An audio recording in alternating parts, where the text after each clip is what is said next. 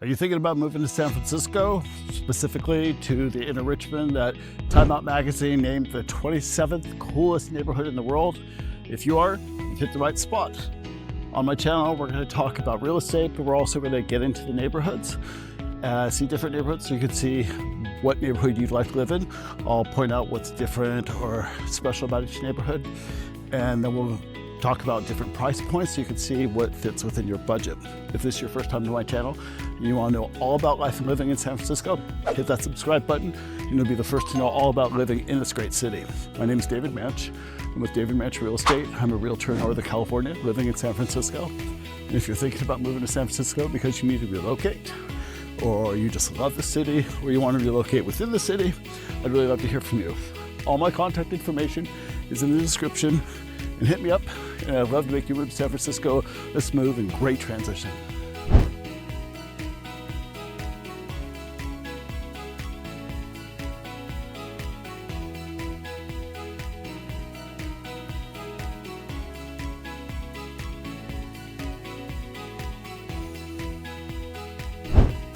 Welcome to the Inner Richmond neighborhood of San Francisco.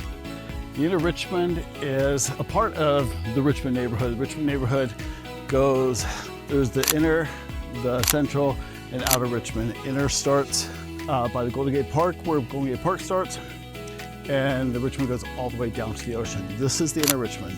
It is bounded by the Golden Gate Park to the south, the Presidio to the north. It's sandwiched between the two, and it's very walkable out here.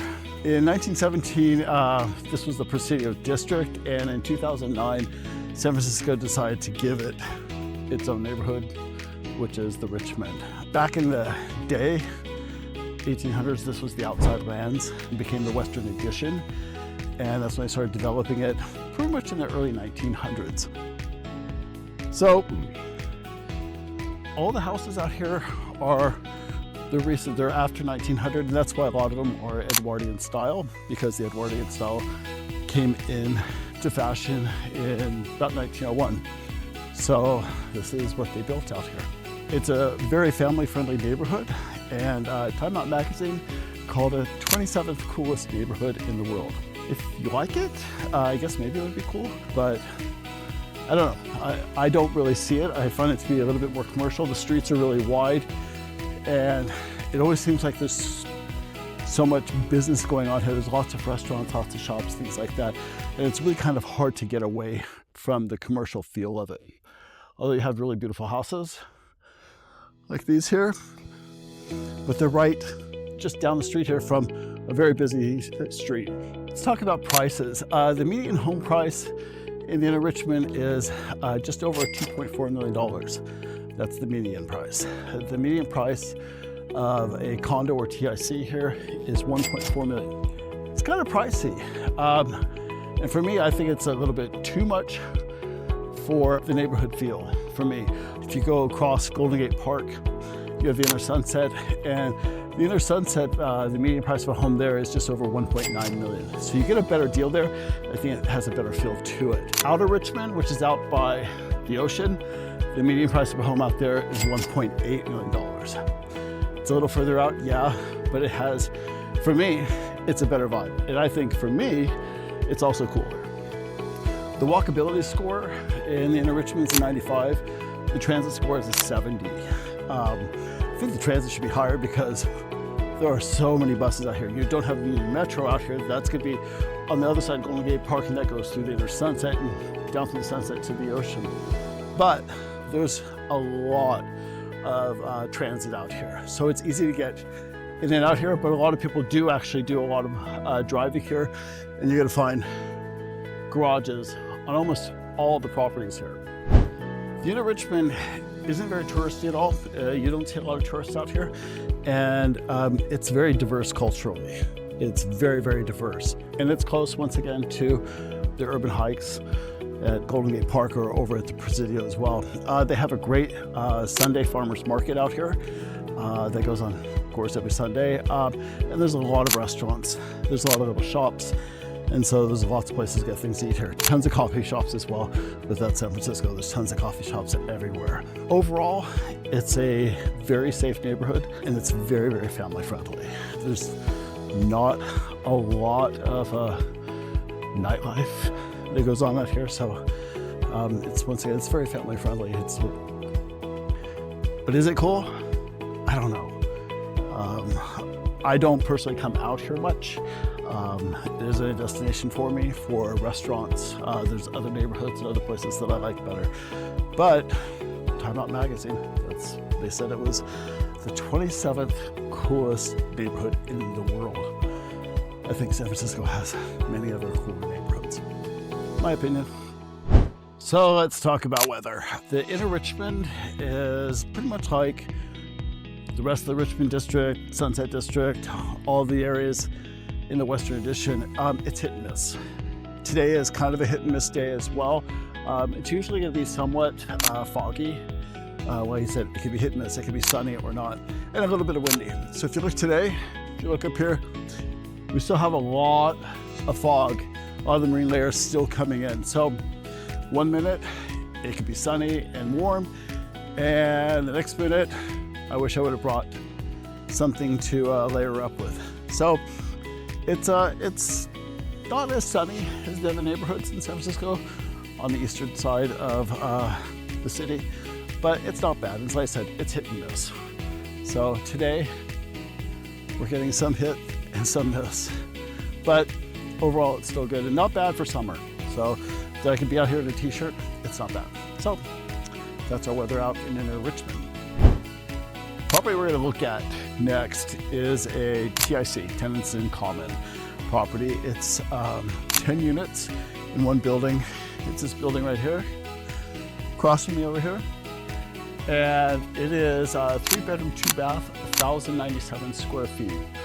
And it's selling for $899,000. Not bad. Good price, decent size. And it's been all upgraded. The bathrooms, 2 full bathrooms, and they've been upgraded as well. So kitchen's upgraded, bathroom, hardwood floors. And also for the building, they've done new sewer, new seismic fitting, new electrical. And those are things that the whole building, everybody has to put into a fund for that, because it is tenants in common. You own a piece of the building, not just your unit. So it's really great. It's only a block off Golden Gate Park. So Golden Gate Park is a block away there. So it's at the very edge of Inner Richmond. It's a nice little property, and it's at a good price. It's a good starting price. So if you want to live in the Inner Richmond, it's a really great starting point. Once again, the median price of a condo or TIC here is $1.4 million. So you're getting into this really a lot cheaper, and so you can get ownership, and that's where you can start, building equity in a property. So not a bad spot. And so I said, there's only 10 units in there. And it's a big building with only 10 units. So it's nice. So that's our first one, and let's go take a look at a few more, and we'll see another condo and a couple houses. The Inner Richmond has a lot of different architectural styles, but one of the main types is the Edwardian. And one of the reasons that Edwardian was built here mostly is because the district was built out after 1906, which is the earthquake, and the Edwardian period started in 1901. So you had the Victorian style that was from 1837 to about 1901, and the Edwardian period that was about 1901 to 1917, something like that, maybe 1914. Anyway, so the district was built out in 1906, which was during the Edwardian period. The Edwardian period didn't just have strictly Edwardian style homes, but it had a lot of different styles that went on at the same time. Here in San Francisco, you had the classic Edwardians, you had some Princess Anne homes that are still being built, and craftsmen, things like that. So right here is a good example of the different styles of homes that were across from me right here. 2 classic Edwardian style homes, one with a steeper roof and one that's more craftsman style, but it's still Edwardian. Next to it over there, you have shingle style.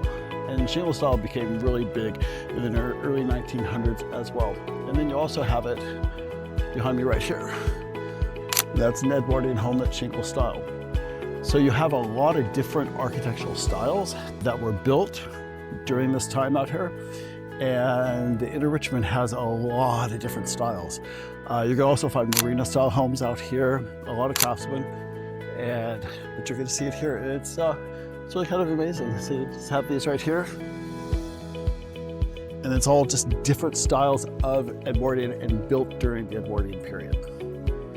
Like many neighborhoods in San Francisco, the Inner Richmond has the little, what I call the main street. It's the commercial district.